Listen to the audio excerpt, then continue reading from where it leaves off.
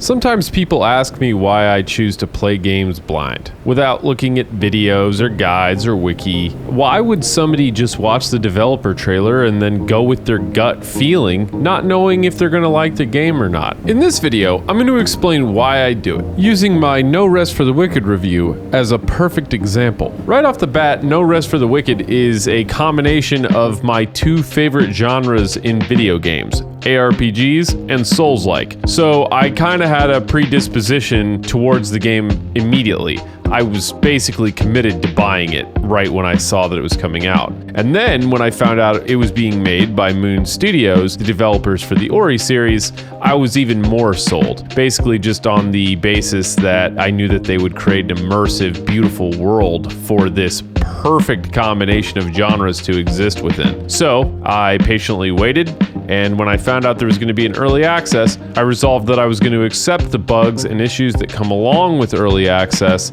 and just get into the game as soon as possible.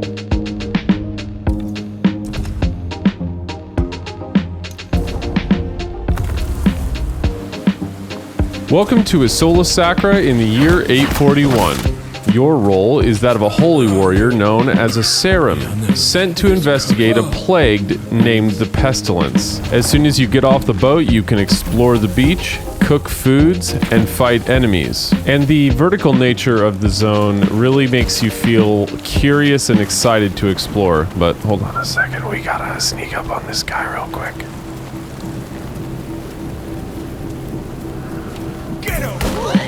The graphics are truly beautiful. They're not intended to be hyper-realistic, but instead very stylized and creative. I find this does not hurt my immersion at all, but instead it gives the game a more characterized and stronger authenticity. This, coupled with the wonderful sound design, allows you to fully submerge yourself into this world. On the technical side though, it's a stat-based leveling system with no classes. That means your abilities and attacks are determined by your weapon alone, and the only thing that determines your weapon choice is your stat lines. I'm unsure on the current balance of these systems right now because I've really only experimented with strength-based characters, but I can say that even just switching between a greatsword, one-handed sword, an axe, and a hammer, there are tons of options in the game for every playstyle. And given that this is really only the tip of the iceberg, I'd wager it's going to get infinitely more deep and complex in this regard. But let me go back for a second and talk again about the exploration and traversal. The maps are neither simple nor easy to explore.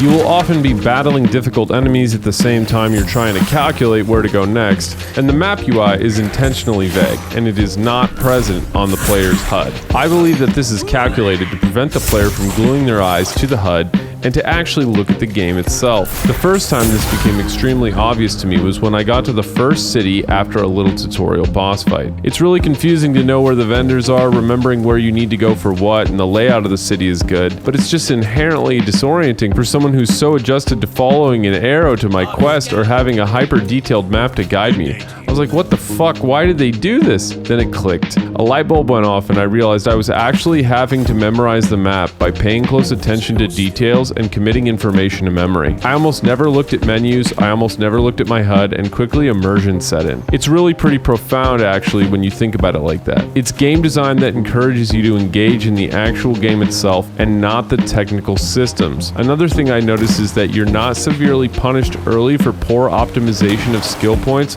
or what weapon you're using. It's largely a skill-based game, and so this is just yet another way the game is basically telling you, don't worry, you can just play. It's not a big deal if you waste a skill point or your gear or weapon isn't optimized. You will die a lot, and that's fine. It's designed to be something that challenges you and that you improve at your own pace. It's honestly amazing to me that they executed this so well. The only downside I can see right now is that I can't get my 10-year-old into this because there's no easier difficulty, but she can wait until she gets a little bit better at video games anyways. So here's the point. When I was a kid, the games I played made me feel wonder and curiosity. I was confused, but in a good way. And it allowed me to just be patient with myself and my experience. I didn't feel compelled to compare myself to others. I simply enjoyed that process for what it was, and this game has somehow managed to revive that feeling in me. So I'm encouraging anybody who watched this video, why don't you just let this be the end of your research on this game? If it looks good to you based on this video, I'm encouraging you to just buy it. Just let yourself experience it in the most raw and honest format. I think that you're gonna love it like I did.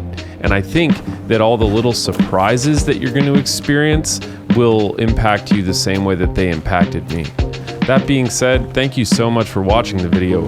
I'm humbled by the fact that I already have 2,000 subscribers. I frankly cannot believe it. But it leads me to believe that I might even be able to get more. So please, if you enjoyed the video, hit the subscribe, hit the like. Thank you very much, and I'll see you guys next time.